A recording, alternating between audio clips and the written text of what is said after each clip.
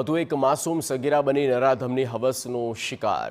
જી હા, ઘટના છે ભાવનગરના તળાજા તાલુકાના આમળા ગામની, જ્યાં 32 વર્ષીય નરાધમે 11 વર્ષની સગીરા પર દુષ્કર્મ ગુજાર્યું હોવાનો હચમચાવતો કિસ્સો બન્યો।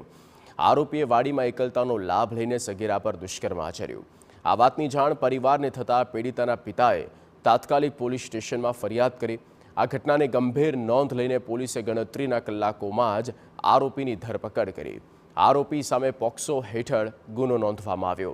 આરોપી ફરિયાદીના ગામનો જ હોવાનું સામે આવ્યું છે। પરિવાર દ્વારા આરોપીને કડક સજા થાય તેવી માંગ કરવામાં આવી છે।